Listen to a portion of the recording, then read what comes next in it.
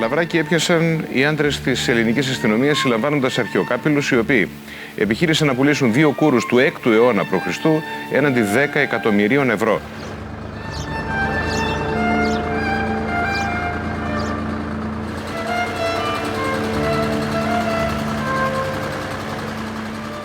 Πρόκειται για 2 σπάνια ευρήματα που χρονολογούνται από τον 6ο αιώνα π.Χ. Εντοπίστηκαν στο χωριό Κλένια Κορινθίας πριν από 8 μήνες από 2 αγρότες, οι οποίοι και τα 2 αγάλματα έχουν σπασμένα πόδια, αλλά υπάρχουν όλα τα υπόλοιπα τμήματα, ενώ το ένα άγαλμα έχει σπασμένη και την κεφαλή. I remember this night that I cut this person. I had this status in front of me, just here in my office.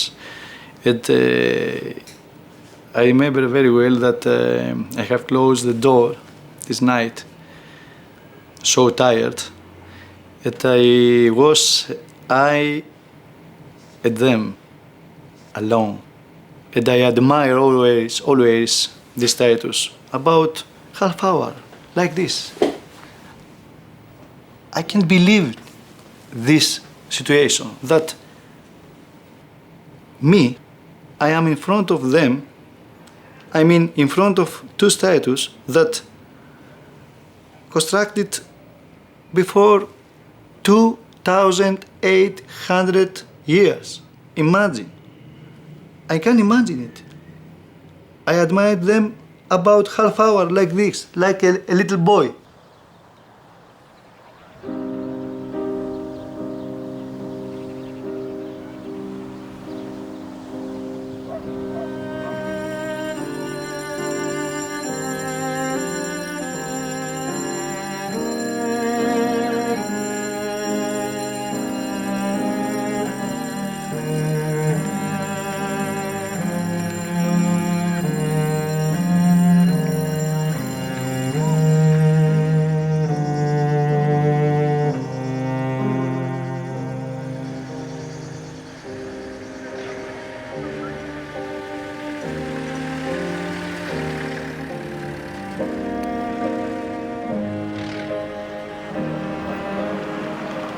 Γεια σας.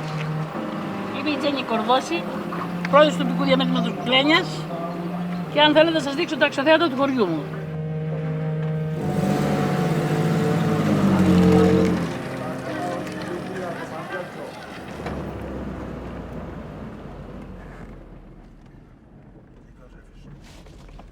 Εδώ μπορείτε να δείτε τον κάμπο κάτω που έχει γεμίσει το πλούτος της Κλένιας εδώ, το οποίο βρεθήκανε και τα αρχαία εκεί σε αυτή την περιοχή.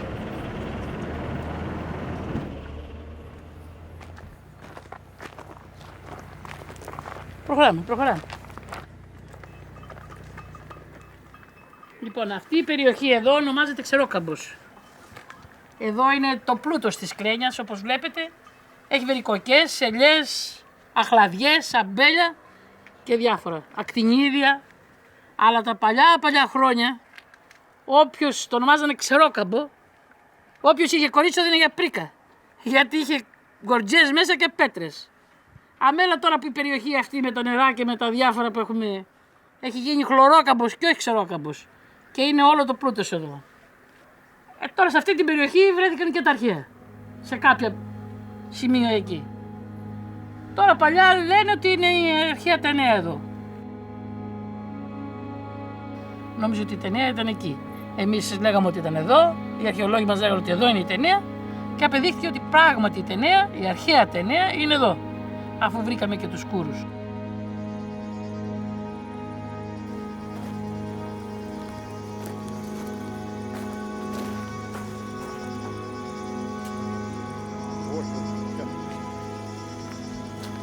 Αυτό τι είναι? Πορτοκάλι. Δεν πουλιέται το πορτοκάλι, όχι. Πήγα 4 κλούβες σε ένα σούπερ μάρκετ και μου έδωσε 3 ευρώ. Αυτά τα πορτοκάλια το 80 πήρε μια γειτόνισσα 1 εκατομμύριο. Το 80 1 εκατομμύριο, σκέψου. Τα είχα βερικοκές. Γιατί είχαν καλμάρει λίγο οι τιμές, πλακώνω και βάζω πορτοκαλιές. Ήρθαν σε εισόδημα πορτοκαλιές, βγάζω βερικοκές. Ό,τι να το βάλω δεν πουλιέται. Λίγο το βερίκοκο φέτος, λίγο το βερίκοκο. Πέρσι πήραμε λεφτά από το βερίκοκο σε 7 λεπτά το κιλό. Το βερίκοκο έπεσε η τιμή. Έπεσε. Έπεσε η τιμή, φέτος ανέβηκε. Δηλαδή σε δραχμές το ευρώ, τα 40 λεπτά πόσο έρχονται τώρα. 3-4 120, 122 πόσο είναι. Καλή τιμούλα με τη δραχμή. Ενώ το ευρώ τι να πάρουμε. Με 40 λεπτά ούτε καφέ δεν πίνεις. Ούτε τσιγάρα δεν παίρνεις. Γιατί μιλάτε για δραχμές? Γιατί ήσανε λεπτά τότε ένας. Και τα ορίζαμε. Δηλαδή βγαίναμε και παίρναμε κάτι και το πληρώναμε και ήταν και κανονικό. Κατά κάποιο τρόπο την νοσταλγείτε τη δραχμή. Ναι. Και μακάρι να αλλάξει.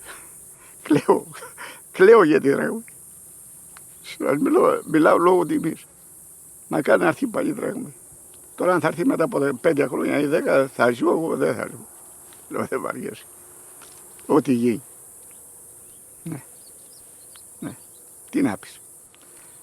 Ελέγχ, πού είσαι ρε γάμο? Εδώ, τι κάνεις? Ολλανδί. Τι λεφτά παίρνουμε? Σωρό, όσα βλέπεις μπροστά σου. Κάτσε στον ήλιο. Τι να πω, έλα κάτσε και είσαι από εδώ που κάτσε στον ήλιο. Αυτό τους λέω και εγώ στα παιδιά. Δεν παίρνουμε τίποτα. Πού λεφτά παιδάκι μου. Δεν είναι τα πράγματα, είναι μπίτι φθηνά, δεν τα παίρνε. Τι λεφτά να πάρεις, να μαζέψεις. Φτώχεια. Πολύ φτώχεια τώρα. Ο φίλος μας ο Παπαντρέου θα τα λύσει όλα τα προβλήματα σώπα. Όλα. Το μπούστι γάμο, το κάτι και το γάμο.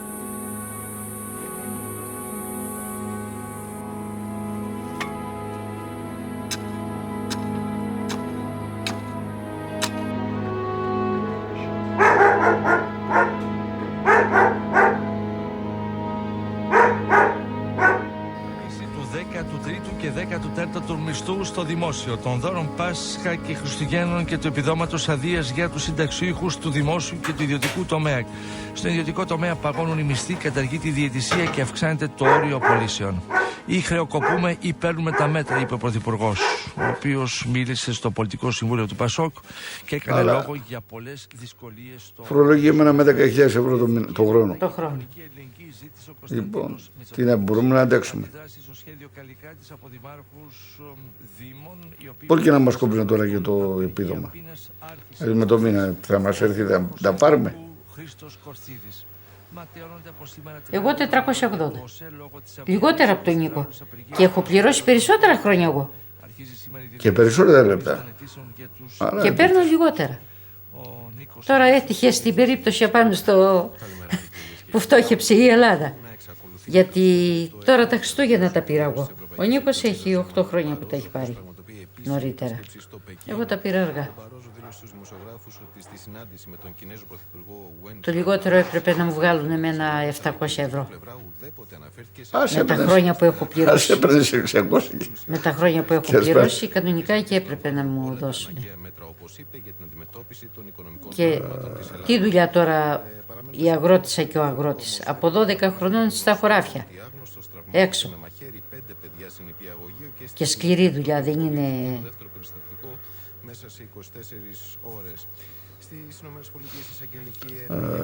Τι να πούμε. Η θάλασσα Αρμυρίνη.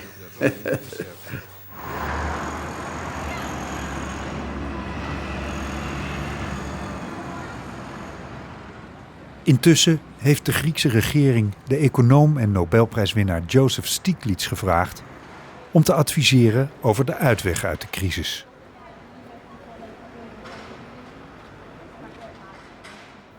I think Greece faces a very difficult time because when a particular economic philosophy, such as that free market philosophy, unfettered markets, deregulation, has been able to work its damage, it's like a disease, like a cancer, work its damage for a decade or more.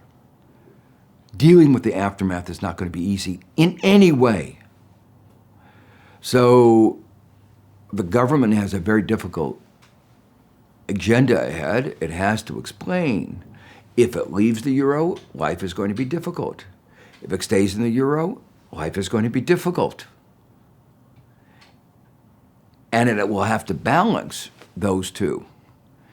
But it will have to explain, if we leave the euro, it is not as if the transition is going to be smooth and easy. It still has to finance its deficit. It has to find the money to pay for the hospitals. The basic laws of economics say that there's scarcity. Unfortunately, during the bubble, too many countries lived beyond their means, and the market didn't tell them. So these wonders of the financial market that we talking about providing discipline and the right signals, totally failed.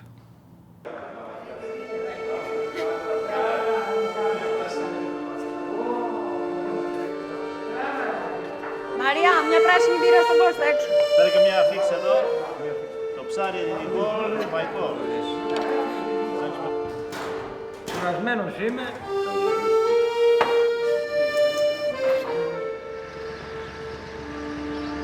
Τώρα εδώ στο χωριό μας να συνεχίσω.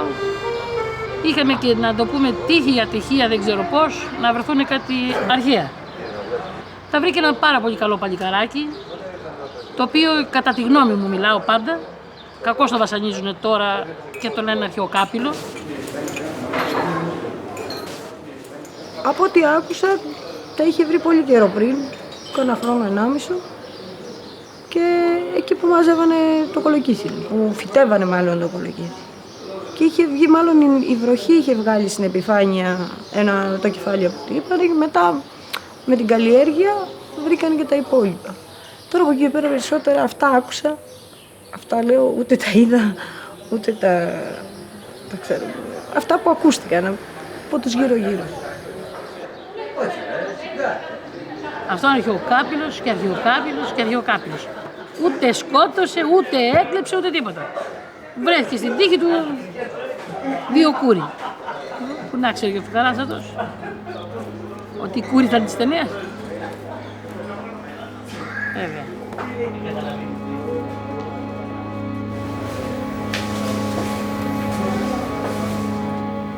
See the sign. See right leg. It's not here. Only the left leg. See the fingers. See the damage. Kostas, one of the offenders, accidentally found them from one hit of his machine. That's why he understood that something wrong happened. This was the way, according Kostas, that found this object. You can see clearly this damage from Kostas' machine. From a plow. Yes, a plow, yes.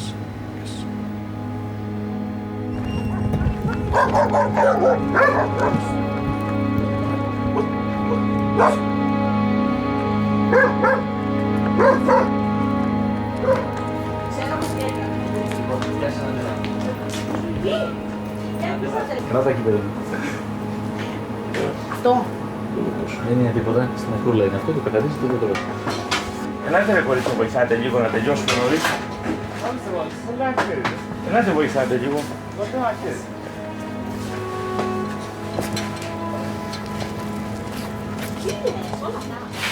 Εσάς ποια είναι η γνώμη σας για αυτήν την ιστορία? Γενικά δηλαδή με τον Κώστα. Εντάξει, ο Κώστας είναι ένα καλό παιδί. Δεν έχει δώσει δικαιώματα, ας πούμε, χρόνια μετά από το ξέρω εγώ, πατριώτες. Τώρα εντάξει, τέτοια περίπτωση, πως έμπλεξε. Δεν είναι ούτε ήταν ακουσμένος ότι ασχολιόταν με τέτοια πράγματα, τίποτα ας πούμε. Απλώς έτυχε μια περίπτωση, τώρα βρήκε ας πούμε με το όργο μας στο χτήμα του. Δεν το χείρισε καλά, δηλαδή. Αν τα είχε παραδώσει, δεν τα είχε μπλέξει εδώ τώρα, έχει ήδη μπλέξει ως παιδί. Δεν έχει ασχοληθεί ποτέ δηλαδή με τέτοια πράγματα. Αυτή είναι η γνώμη.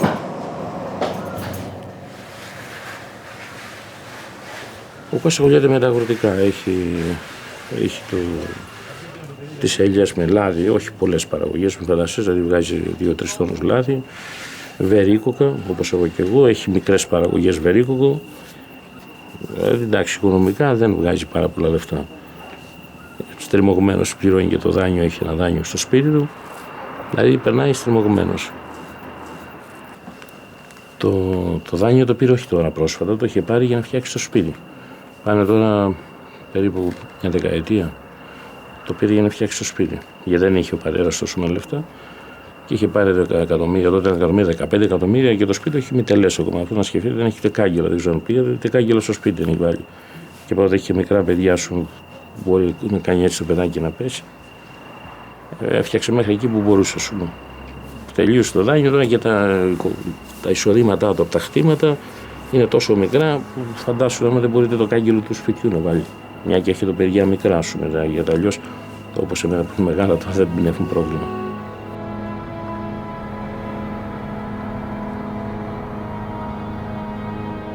Είχε έρθει μια πληροφορία ξαφνικά ότι κάποια άτομα κινούνται ύποπτα στην περιοχή του Αγίου Βασιλείου, που είναι έξω από την Κόρινθο, περιοχή Κορινθίας. Όταν αυτή η πληροφορία έρθει στο γραφείο μας, δεν σας κρύβω, ακόμα και τώρα ανατριχιάζω που σας το λέω. Μόλις άκουσα την περιοχή, εμείς την ξέρουμε, γιατί είναι γνωστές σε εμάς οι περιοχές στην Ελλάδα που παίζονται τα παιχνίδια περί αρχαιολογικής έννοιας. Λοιπόν, όταν ακούσαμε αυτή την περιοχή και είπαμε αμέσως ότι κάτι γίνεται με αρχαιοκαπηλεία.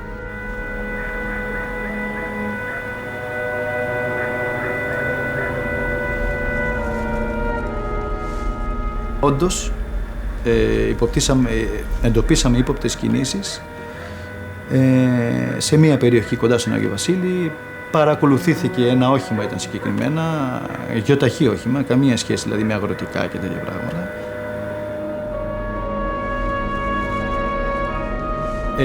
Έφτασε να ανοιχτώσει. Δεν ήταν τυχαίο ότι αυτό το αμάξι κινιόταν σε περιοχές περίεργες, όχι σε κεντρικούς δρόμους, αλλά σε αγρούς, μέσα σε χωράφια, σε ανηφορικά και δύσβατα μέρη, αλλά περίμενε να ανοιχτώσει για να κινηθεί. Εκεί πλέον εμείς σιγουρευτήκαμε ότι πρόκειται να γίνει αγοραπολισία. Εάν φανταστείτε ένα αμάξι σε μια περιοχή αγροτική, στο βουνό, με τα φώτα ανοιχτά το βράδυ, οτιδήποτε φως και να δει, στα 500 μέτρα αμέσως χαλάει δουλειά. Εκείνη τη στιγμή λοιπόν δεν τη χάναμε αυτή τη στιγμή. Ξεκινήσαμε για να γίνει έφοδος, η αστυνομική έφοδος. Ο Κώστας λέει τα πόδια του το είχε φάει. Γιατί ήξερε και το. Επειδή ήταν από εδώ το παιδί, ήξερε για το μέρος. Και από το τρέξιμο νύχτα τώρα που τα έβλεπε μπροστά του, κατασκοτώθηκα λέει. Αλλά φοβήθηκε το παιδί, στην αρχή έπαθε τρελό σοκ. Μετά παραδόθηκε όντως. Παραδόθηκε την άλλη μέρα, παραδόθηκε. Αλλά οι άλλοι τώρα δεν πιάσαν κανένα. Τώρα τι έγινε αυτό λέμε τώρα. Εκεί είναι λίγο περίπλοκα τα πράγματα. Πιάσαμε τον έναν γιατί ξέραμε περίπου ποιος είναι, ο οποίος παραδέχτηκε ότι έδωσε το φορτηγό του για να μεταφερθεί. Ωραία. Και την άλλη μέρα καταφέραμε να πιάσουμε και τον επόμενο. Ο τρίτος από το παιχνίδι που γινόταν εκεί κατέφερε και διέφυγε. Πλην όμως τον είχε αναγνωρίσει. Δικός μας αστυνομικός, γιατί τον ξέρουμε χρόνια και έχει εκδοθεί σε βάρος του ένταλμα σύλληψης. Ο Κώστας είναι θύμα σε αυτή την ιστορία. να θέλει να πάρει βαρύτητες αλλού. Έτσι γίνονται αυτά τα πράγματα. Και να μπλέξει χωρίς το τίποτα, ας πούμε. Έτσι όπως έγινε, ας πούμε, το σκηνικό, φοβάμαι την είχαν στη Μένια.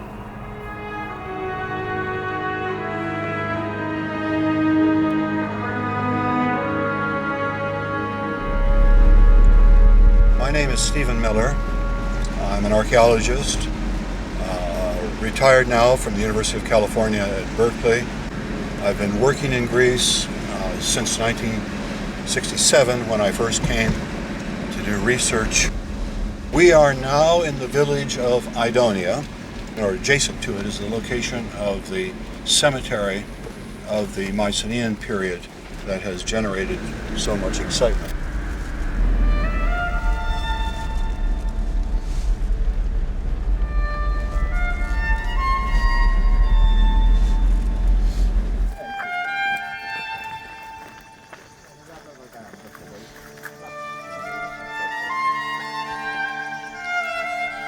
This area used to be called the Pig Caves because some of these graves were dug out longer ago without people even understanding that there were graves. They're just holes in the ground where they could put their pigs that would keep cool in the shade and with the stone and what have you around. So it was a practical use for it.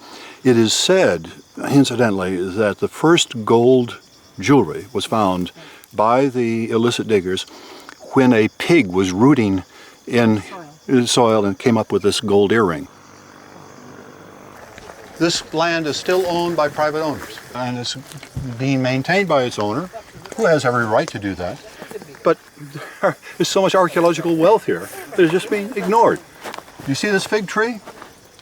Every place there's a fig tree, there's a tomb underneath.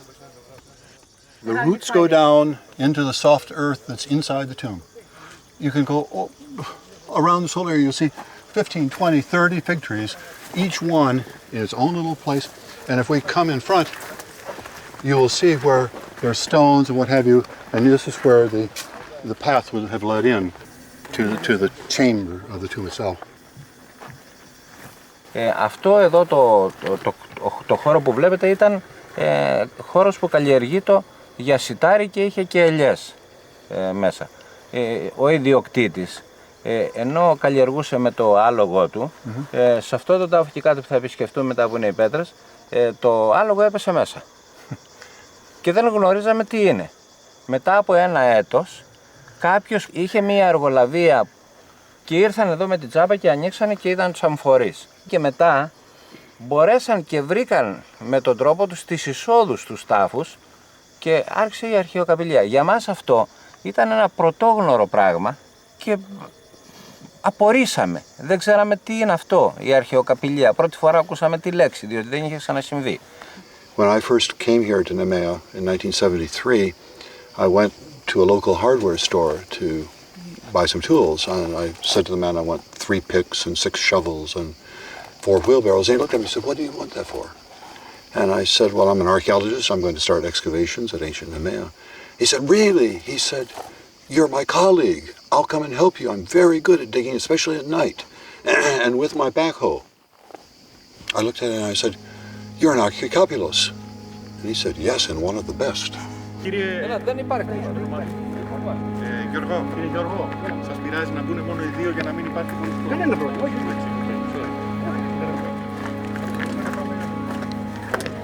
Δεν άλλο στάβλος.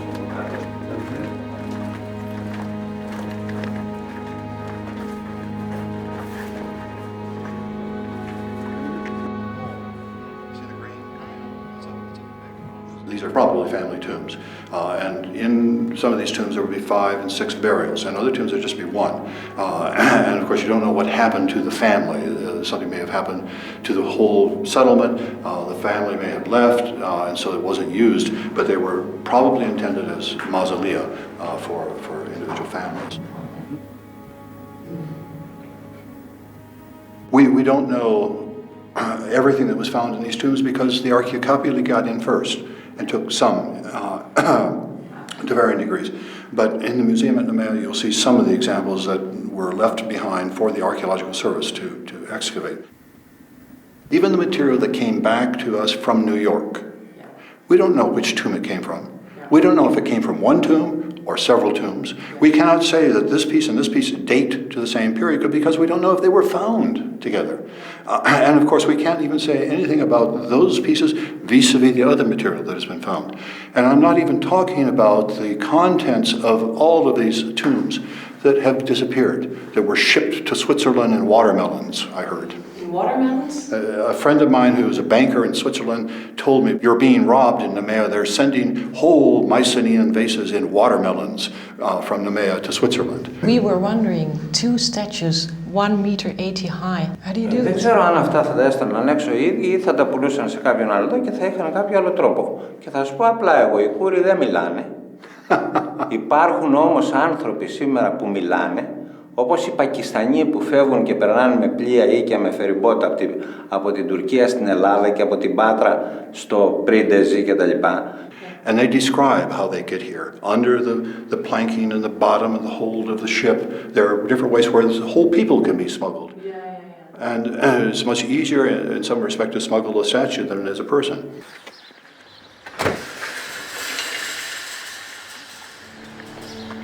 Για να βγει έξω.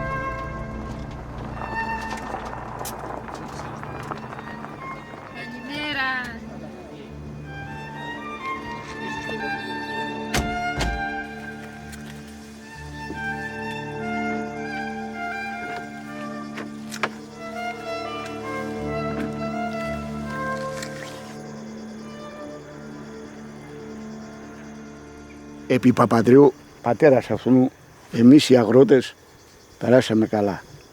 Επιδοτήσεις, το ένα, το άλλο. Κάθε τόσο μίλαγε το μεγάφωνο να πάμε να πάρουμε την επιδότηση. Κάθε τόσο μίλαγε να πάμε να κάνουμε τη βόλτα μας, να κάνουμε τούτο, να κάνουμε εκείνο.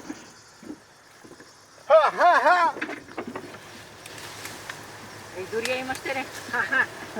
Παναγία μου Θεέ μου. Μπορεί, εγώ δεν ξέρω, είμαι αγράμματος, δεν λέω κουβέντα, ότι καλά κάνει ο Παπαντρέου ή έκανε καλά ή δεν έκανε καλά ο γέρο Παπαντρέου. Ο Ανδρέας. Αλλά αφού είδα λεφτά στη τσέπη μου, καλά το πήγε. Από το Σιμίτι και δόθε, λένε, και εκείνος λέει, χρέωσε την Ελλάδα. Χρέωσε. Και ποιος δεν τη χρέωσε. Χρέωσε. Εγώ δεν ξέρω αν τη χρέωσε. Εγώ τήραγα την τσέπη μου. Αφού είχα λεφτά στη τσέπη μου, πέρναγα και καλά.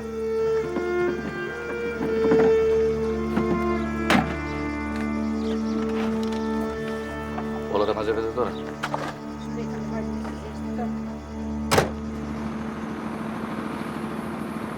Παλιότερα στην εποχή του πατέρα μου, ναι. Ήσανε πιο εντός εισαγωγικών αθώα τα πράγματα.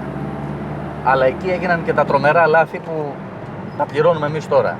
Δηλαδή, έγιναν οι χαβούζες οι λεγόμενες, απόσυρση για το βερίκοκο. Εκεί ήταν το έγκλημα. Εκεί ήταν που πετάχτηκαν λεφτά, πραγματικά πετάχτηκαν, δηλαδή τα πετάξαμε τα λεφτά. Τι ήταν η χαβούζα. Το ευρωπαϊκό σύστημα έλεγε ότι το αδιάθετο προϊόν, το οποίο βγαίνει στο εμπόριο, αλλά δεν πουλιέται, το γυρίζουμε και το πετάμε και το πληρώνουμε. Στην Ελλάδα, επειδή λειτουργήσε ψηφοθυρικά, δεν φτάσανε καν ποτέ σε κανέναν έμπορα. Φύγανε από τα δέντρα και πήγανε κατευθείαν στο ρέμα. Στο ρέμα, στην κυριολεξία. Λοιπόν, και μας έμαθαν, και εμένα δηλαδή, γιατί και εγώ τότε αγρότης ήμουν, απλώς ήμουν πιο μικρός, να μην παράγουμε για να πουλήσουμε δηλαδή σε εμπορίες, να παράγουμε για να πετάμε. Αυτό ήταν έγκλημα, ήταν λάθος, δεν ήταν καθόλου σωστό. Και χάθηκαν και όλες οι αγορές μετά από τους εμπόρους στο εξωτερικό, γιατί δεν έβρισκαν βερίκοκο να αγοράσουν. Δηλαδή κλένια να έβγαζε 2 και 3 και 4 εκατομμύρια κιλά, τα οποία να τα πετάει στο ρέμα και στο εξωτερικό, ας πούμε, στις εξωτερικές αγορές να μην φτάνει κιλό. Λόγω του ότι η τιμή της χαβούζας ήταν τότε 50-60 δραχμές, οι εμπόροι δεν είχαν τη δυνατότητα να πληρώσουν 50-60 δραχμές, πλήρωναν 40-50, εμάς μας συνέφερε τότε να τα πετάμε. Αλλά αυτό γύρισε μπούμερανγκ σε εμάς. Δηλαδή γύρισε το τεινά. Χάθηκαν όλες οι αγορές και αυτή τη στιγμή δεν μπορούμε να πουλήσουμε τα προϊόντα. Και μετά άρχισαν τα άλλα προβλήματα, ότι όλοι άφησαν τα δέντρα χωρίς την περιποίηση εντός εισαγωγικών. Δηλαδή το μόνο που τους ενδιέφερε ήταν να ήσαν μεγάλα δέντρα και να βγάζουν πολλά κιλά. Και δεν πάνε να ήταν και τέτοιο το βερικό. Δεν τους ενδιέφερε να υπήρχε ποιότητα καμία. Αυτό ήταν το έγκλημα δηλαδή με τις χαβούζες.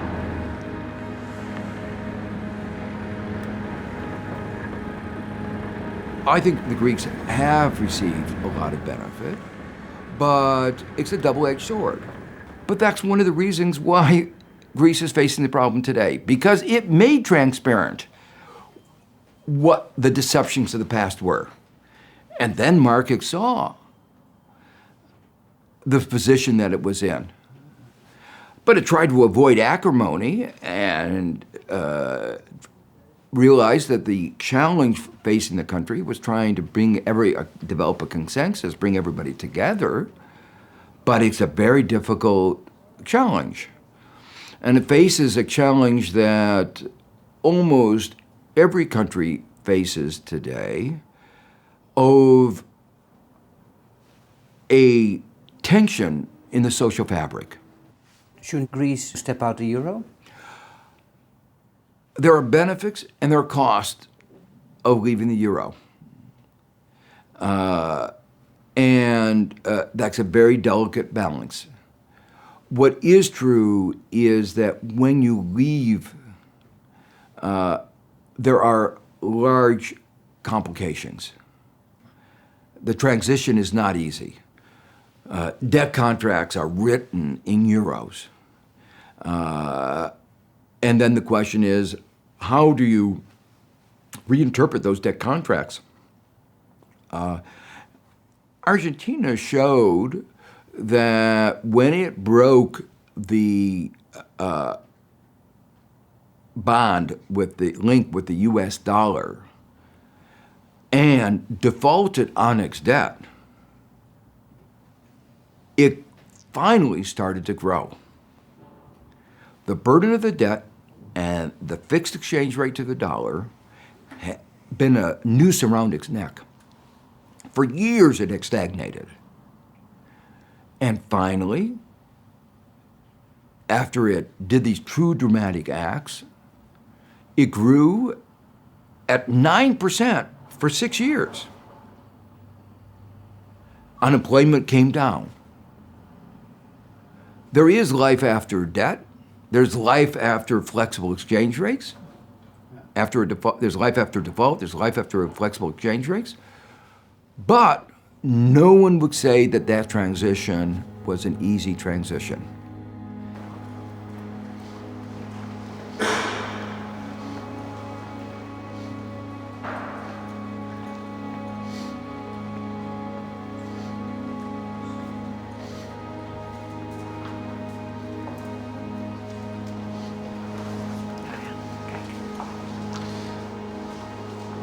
The archaeocapulae going into the tombs at Idoni were handicapped by the situation they had to work under, of course, but they were not interested in fragments.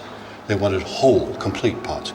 So that in the salvage excavations that went on in 77 and 78, fragments of pots were found that could be mended and be put back together. Small little figurines were found in corners of the tombs where the archaeocapulae hadn't gotten to, hadn't seen, what have you.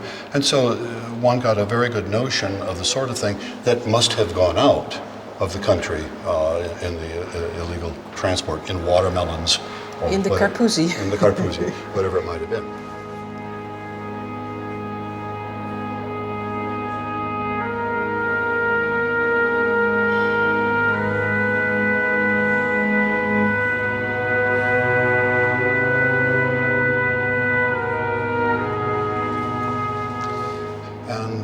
The sad part is that this represents the material from one tomb And the material from the same tomb or another tomb? We don't know. Where's the material from the other 17 tombs? We don't know.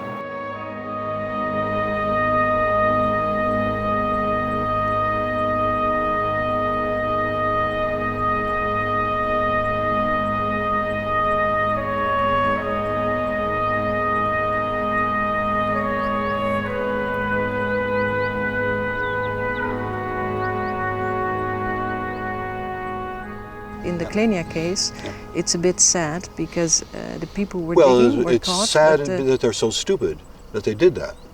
It's not sad that they got caught. I mean, they should not have done it, and then they don't get caught. But he wasn't digging. He was plowing with his and all he had to do is pick up the telephone and call the Ephoria of Antiquities in Corinth and say, please come and see what I found. That's all he had to do. Yeah, he didn't do that, unfortunately. No. No. But the thing is that... And excuse me, if he had not been caught, what would have happened? What do you think would have happened? The Kouroi would be in New York or in London or God knows where they would be. He would have an extra €5 in his pocket, but someplace in the middle there'd be a man who had gotten very wealthy. Someplace in the middle? Yeah, the middle people. It's a world I don't know anything about except that it has to exist because that farmer who's plowing his field doesn't have the contacts to sell that kouros to anybody. He has to have somebody who is going to be his representative, who knows where to go, who knows where the next step is to go on to the private collector or the museum or what have you. That network has to exist. And as long as it exists, it will exist as long as there are farmers who are willing to work into it.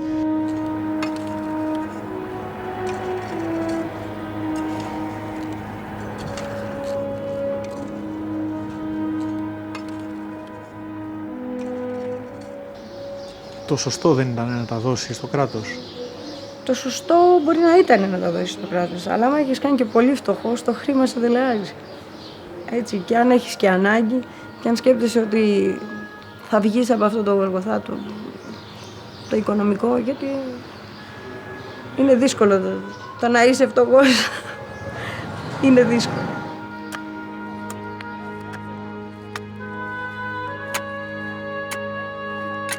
Βέβαια, κοίταξε να δεις, όταν είσαι απ' έξω, πολλά τραγούδια ξέρεις, έτσι. Άλλο τώρα όταν τα έχεις, δεν ξέρω πώς θα ήταν η αντίδρασή μου. Έτσι, πώς θα ενεργούσα, δεν ξέρω. Όχι, από τη μια μεριά λες να μείνουν στον τόπο σου, εντάξει, είναι ελληνική κληρονομιά, είναι, αλλά πάλι από την άλλη μεριά όταν είσαι και φτωχός, όλους τους δελεάζει το χρήμα.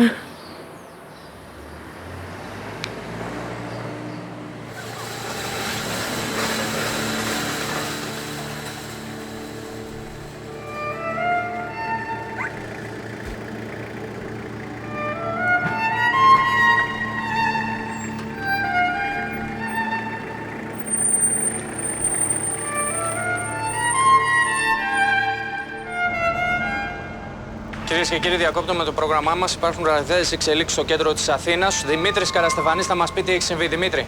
Λοιπόν, Σπύρο, τα μηνύματα δεν είναι καλά. Έχουμε 3 νεκρούς, 3 υπαλλήλους τράπεζας οι οποίοι έχασαν τη ζωή τους. Ουσιαστικά πανθρακώθηκαν μετά από φωτιά που ξέσπασε σε κτίριο στην οδό Στάδιο.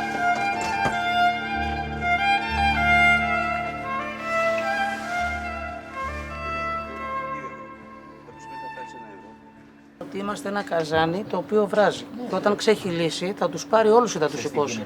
Γιατί ο κόσμος τρελαίνεται. Είναι το θέμα ως εξής. Όταν έχω μια οικογένεια, είναι άνεργο το παιδί μου, μου περιορίζει το μεροκάματό μου. Έχω από τη γυναίκα, ξέρω εγώ, το μεροκάματο. Οτιδήποτε, όλα αυτά. Κάποια στιγμή δω ότι θα γίνει μια γενική έξαρση του κόσμου, θα βγω κι εγώ. Γιατί και το δικό μου σπίτι θα καίγεται. Δεν θα έχω τη δύναμη να βγάλω τις υποχρεώσεις μου πέρα. Γιατί ποτέ στην Ελλάδα πάγωνε μισθούς, πάγωνε συντάξεις, πάγωνε τα πάντα. Εντάξει, ποτέ δεν έκανε περικοπή. Εντάξει, και το αποτέλεσμα είναι τώρα ζητάει από τον Έλληνα φορολογούμενο, τον απλό εργάτη, τον απλό συνταξιούχο, να πληρώσει. να πληρώσει. Γιατί? Αφού βγαίνει υπουργός και λέει Γιατί? έφαγα. Δηλαδή, εσύ να λες εδώ δεν βγάζω λεφτά και να έρχεσαι για δουλειά με Ο ένας έχει 40 SLK. διαμερίσματα. Ο ένας υπουργός ακούγεται έχει 40 διαμερίσματα. Ο άλλος έχει 90 καράβια. Ο άλλος έχει 50 σπίτια. Καθίστε. Δηλαδή αυτά από πότε γίνανε. Εσύ πες μου ποιον υπουργό έχεις ακούσει να παιδιά πούμε του λαού ότι ήταν όλα. ο τάδε υπουργός έκλεψε και αυτή τη στιγμή βρίσκεται στη φυλακή για αυτό το πράγμα. Κανένας. Είτε λέγεται υπουργός, είτε λέγεται διευθυντής, είτε λέγεται τομεάρχης, δεν ξέρω κι εγώ πώς αλλιώς τους λένε. Υπάρχουν μεγάλες αδικίες που δεν θα φτιαχτούν ποτέ.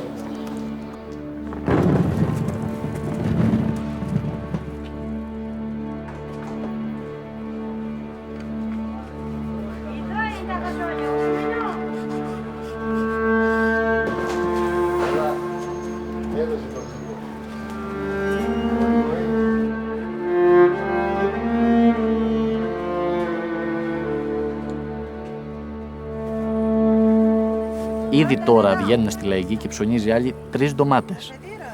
3 ντομάτες για τον Έλληνα είναι τρομερό πράγμα. Γιατί ο Έλληνας κάποια προϊόντα έλεγε βάλε μωρέ, 4-5 κιλά.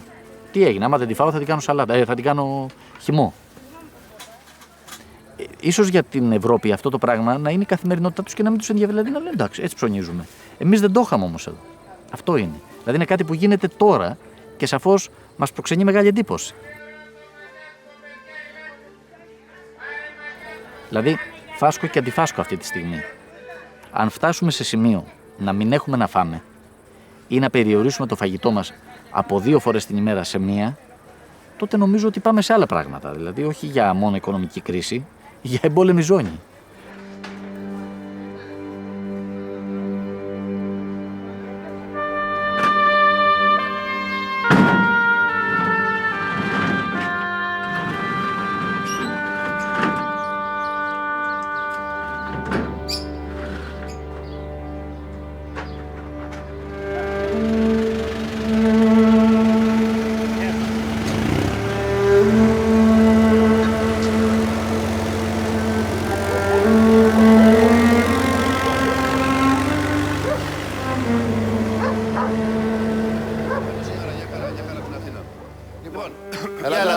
Εικόνα Ακρόπολης που είναι υποκατάληψη από το ΠΑΜΕ. Λαοί της Ευρώπης, ξεσηκωθείτε ελληνικά και αγγλικά. ΚΚΕ από κάτω. Το βλέπετε λοιπόν και από πάνω είναι οι παμίτες με τις σημαίες. Είναι 150-200 άτομα. Τώρα δεν ξέρω αν απαγορεύουν την είσοδο σε κάποια. Άκου 25.000 άτομα. Σκέψου να είδες. Αυτοί άμα πατηθεί ο ένας με τον άλλον θα πεθάνουν από ασφυξία.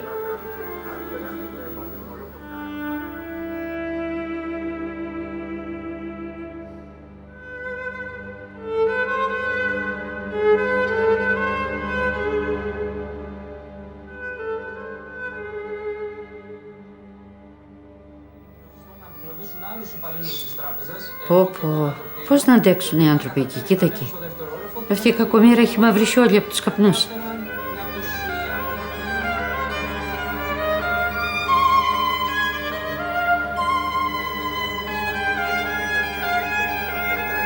Τι τραβάνε και αυτοί οι αστυνομικοί κακομοίροι, τι φταίνουν.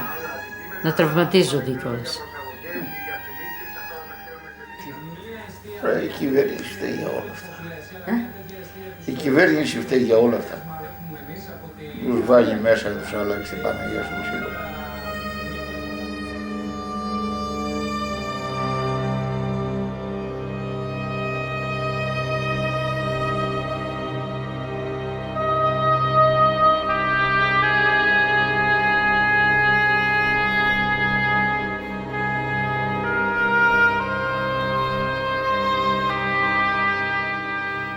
The question is, who bears those losses? And a standard approach to dealing with the losses is hide. Hide them for long enough for the economy to grow, and so we can then absorb them without causing any big disturbance to the system. That's been the strategy in the United States. That's been the strategy in Europe. One of the consequences of that strategy is we don't know exactly how large the losses are. we don't know who is bearing those losses. And the result of that is we also don't know how strong the recovery is going to be. So there are ample reason for worry, for concern. And so I think that Europe faces a risk that there will be many bumps on the road ahead, of which the Greek crisis may only be one of many. Εγώ πιστεύω, Σωτηράκη, ότι έρχεται η κρίση, η οικονομική κρίση μεγάλη, η οποία είναι χειρότερη από έναν παγκόσμιο πόλεμο. Τελείωσε το θέμα. Τα μεγαλύτερα ρεμάλια είναι οι πολιτικοί, φίλε. Οι κλέφτες, οι λοποδίτες, οι απατεώνες. Ο απλός Κοσμάκης δεν φταίει σε τίποτα. Όλο αυτό το συθλίωμα που έχει φτάσει στην Ελλάδα εδώ είναι η πολιτική. Αυτή η μεγάλη οίκη. Αυτή είναι. Δεν φταίνε μόνο οι πολιτικοί. Φταίμε και εμείς. Οι πολιτικοί φταίνε. Φταίμε εμείς, πού φταίμε εμείς?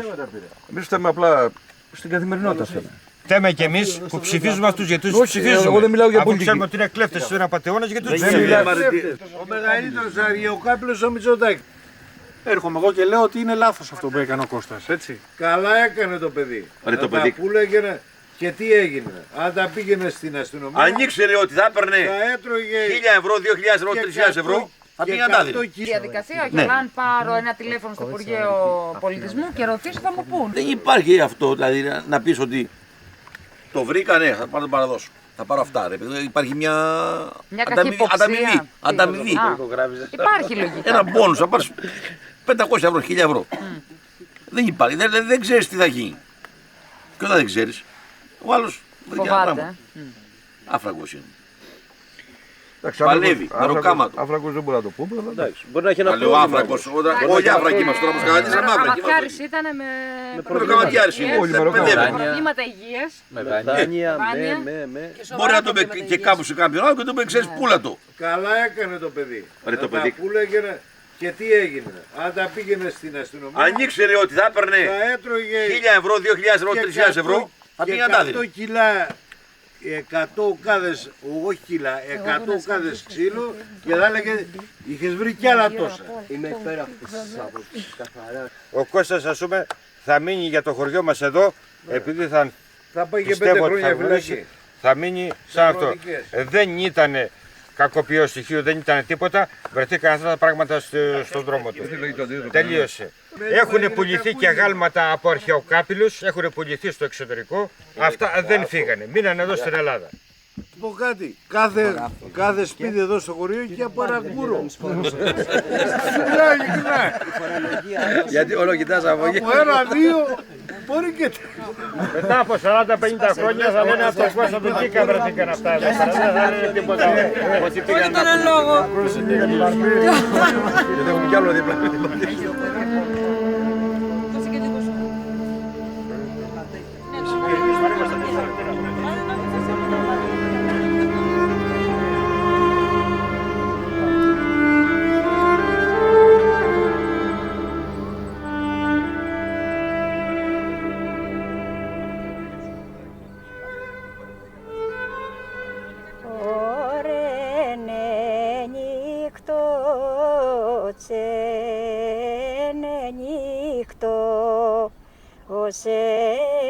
και βράδιασε, ναι νύχτωσε και βράδιασε πάει και τούτη μέρα. Άιντε πάνε ξένοι, πάνε ξένοι στα σπίτια τους, πάνε ξένοι στα σπίτια τους και... Thank you for watching. For more on this subject, take a look at the playlist. You can also watch this recommended video. Don't forget to subscribe to our channel and we'll keep you updated on our documentaries.